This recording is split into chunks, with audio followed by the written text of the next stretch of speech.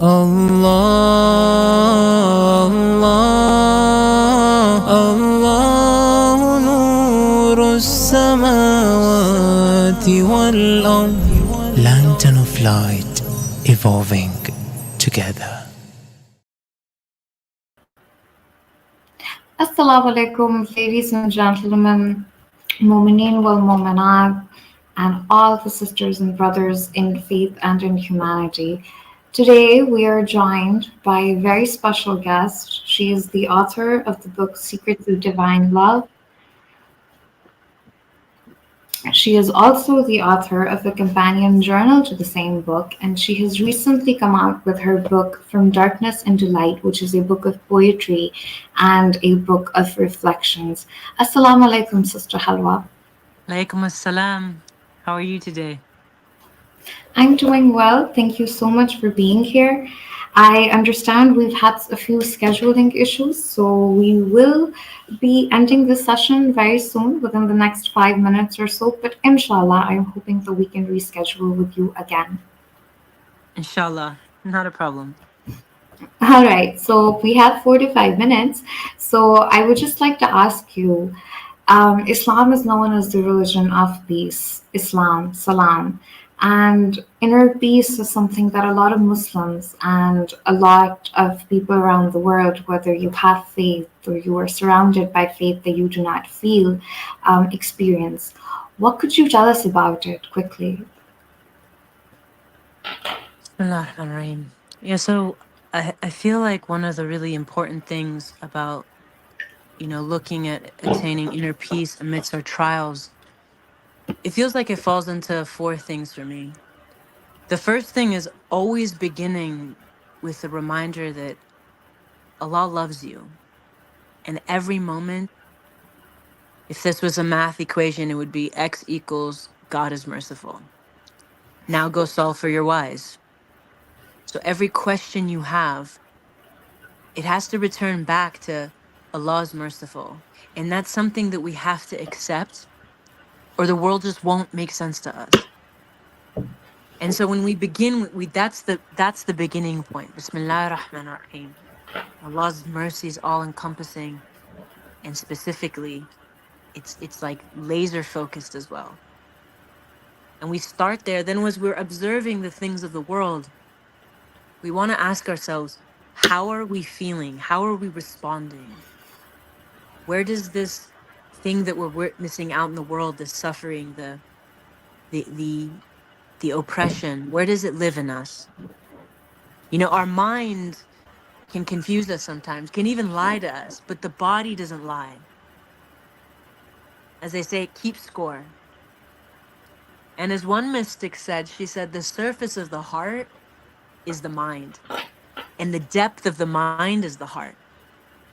Meaning there's something deep inside the heart and the body that it speaks to us. So we remember that Allah is the most merciful, and we also begin by asking ourselves, how does this feel?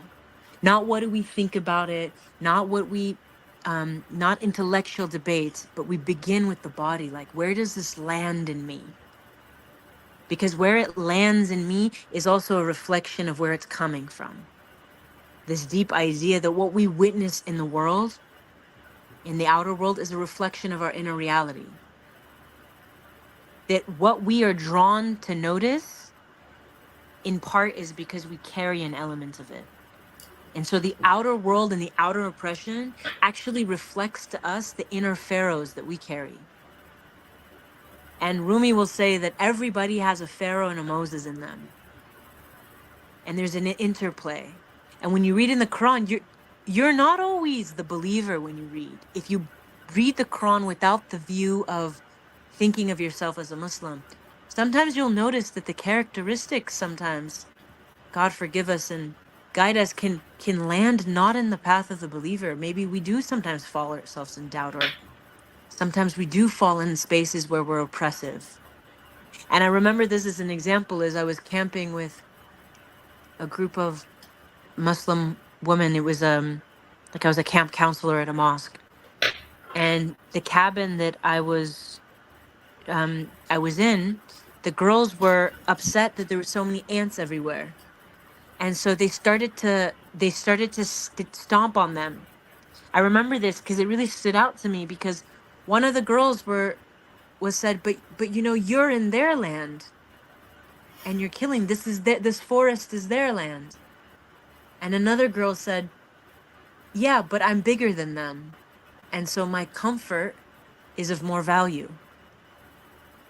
So in that moment, it's what's happened to many indigenous cultures across the world, right? Like their land was taken, or their freedom was impeached on. And you see that all over the world since the beginning of time, in a way, when there's a stronger force and a weaker force. And so here in this example of ants and humans, suddenly you recognize that I am oppressive, perhaps, to the bugs of this world. I am oppressive sometimes to the plants or the animals, or when I kill a flower to bring its beauty home with me. Of course, there's nothing, I'm not saying it's wrong to have flowers in your home. I'm just saying there is a moment of oppression there. Like, do we say, I'm sorry? Thank you for the life you give, for the beauty that I carry, like that I can take home with me. And so the world deeply reflects back to us our own oppressive natures and our own beautiful natures. And so the first path of Allah is the most merciful. And in every moment, he says in the Quran, from the east to the west, wherever you look is my face. So if we accept that this world is an articulation of God's mercy and a pathway for us to get to know God, then when we see what's happening in the outer world, we give ourselves a chance to feel where that lands in us. And we recognize that it maybe unveils the places in us where we're oppressive, or the places in us that we've been oppressed. And then we take that feeling, that pain, to Allah in prayer as the third step, and we deeply listen.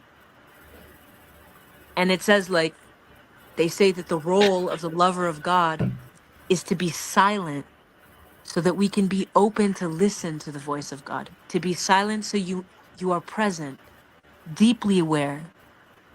If you find yourself in the outer world, many people, muhsin, people with ihsan, will do the wudu, the ritualistic ablution, to embed them back into stillness and nothingness, into not wanting, into giving space, into not giving space to any desire, so that the soul can breathe, inhaling and exhaling light. So silence gives us an opportunity to deeply listen. And in that space, Allah can unveil, if He wishes, to us the deep meaning of what we're witnessing. But we don't leave our bodies to do that. We embed ourselves in our body, and we deeply are aware of what's happening, the sensations in us. And as just a thing about listening that I love, just to share. I know we're like short on time here, but there's this interview with Dan Rather. He once asked Mother Teresa, the sort of famous Christian mystic and woman of God, when you talk to God, what do you say? And she said, nothing. I just listen. The interviewer then asked, okay, but when God talks to you, what does He say? And she smiled and said, nothing. He just listens. And the interviewer said it didn't make sense. And she said, if it doesn't make sense, I don't know what to say. Deep calls to deep. So the mystery of the connection is in the listening. And so perhaps we're witnessing something in the world, and we are right now, where we can't make sense of it. The level of suffering all over the world, you really deeply see that. And we can't make sense of it. And sometimes the place where our mind breaks gives opportunity for the heart to open and receive a wisdom that's beyond words, language, and perception. Because God doesn't need to speak through words or through your mind. God can impart wisdom in your heart without ever you having to fully even be able to articulate it to someone else. But there's a calmness in you that awakens. And we have to understand that knowledge is deeply masculine, but wisdom is deeply feminine. And the difference is not man and woman, it's just that quality of the masculine. It pierces through like time. It pierces through in effort of achieving something. But wisdom, like the feminine, is articulated often by space. It's diffused light. It's light that doesn't hurt the eyes, but it rolls over the hills and unveils everything. And wisdom is deeply dependent on receptivity. And so that's what we're really being called to when we deeply listen. After we take that pain to Allah in prayer and we deeply listen, and now what we witness, we begin to see that it's that what we notice in the world exists in us. And I'll just share this one last thing. It two things.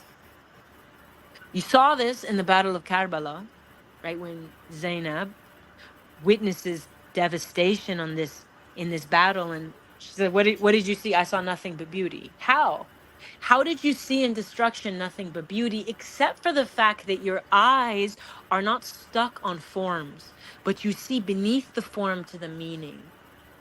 And that's the essence of the tradition.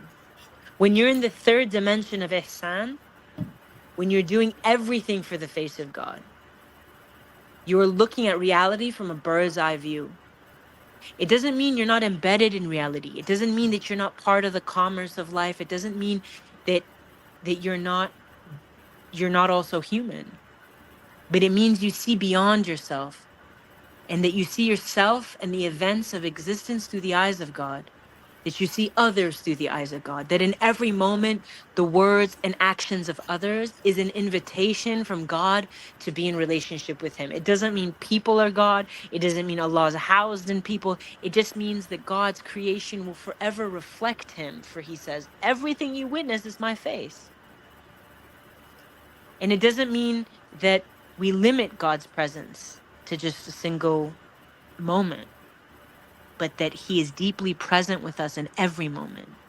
And in every moment is an opportunity to get to know Him through the creations that He created, through the flow of light that He puts into motion, through the will, His will that sustains everything.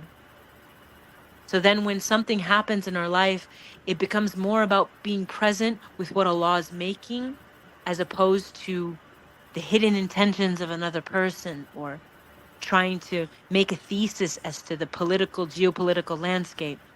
It doesn't mean we don't hold people accountable, but it means that we first hold ourselves accountable to God, and we first prioritize learning the lesson on our side before we ever try to teach or advise others to learn their lessons.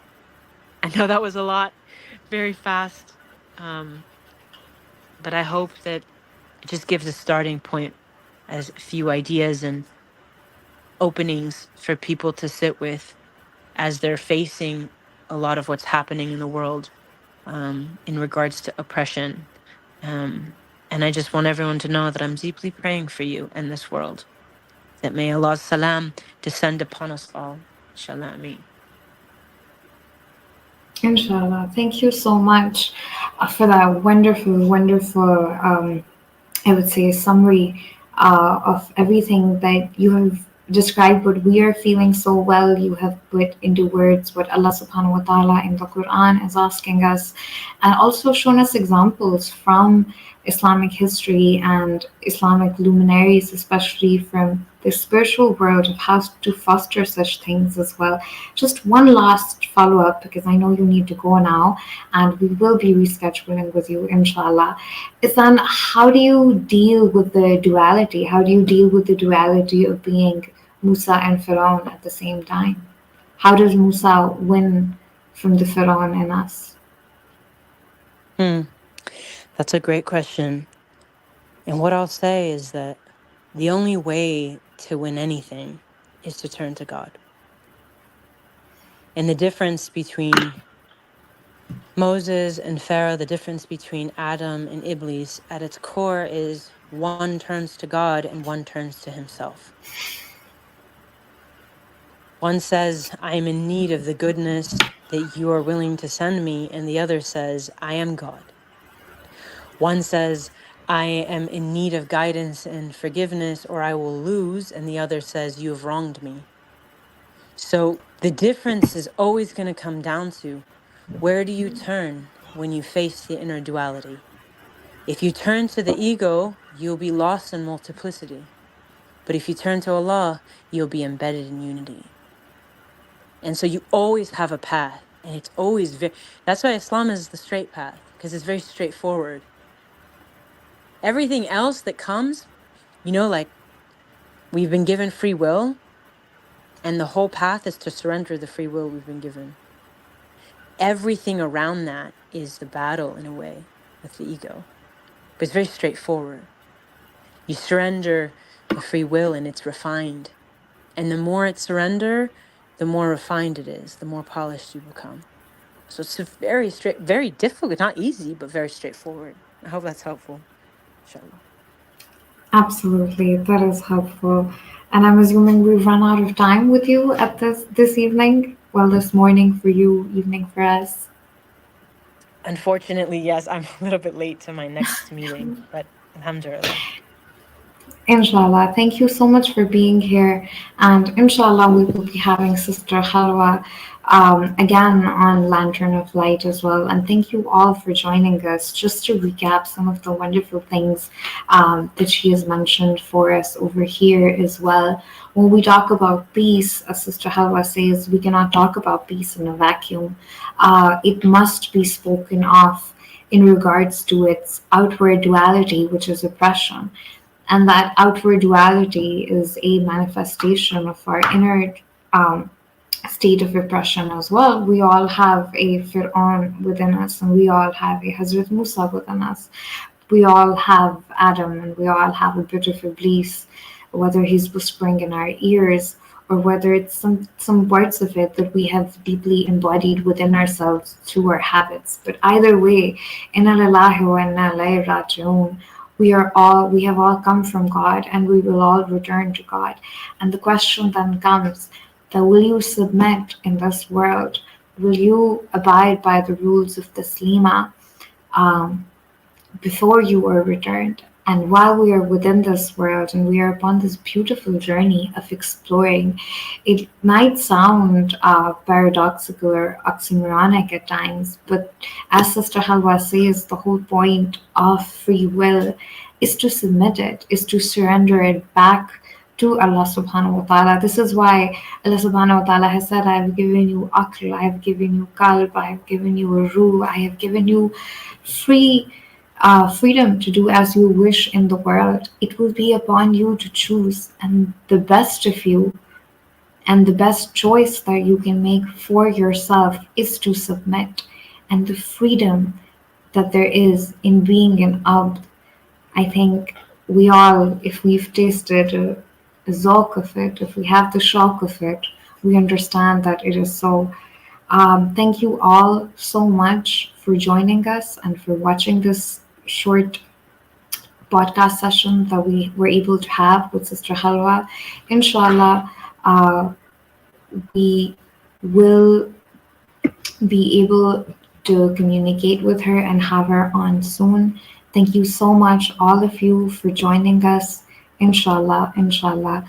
May Allah bless us all. May Allah stop the oppression and help us stop committing the oppression in the world and around us. Allahumma lan zalimeen inama sabirin. Thank you all for being here with us today. Allah Hafiz.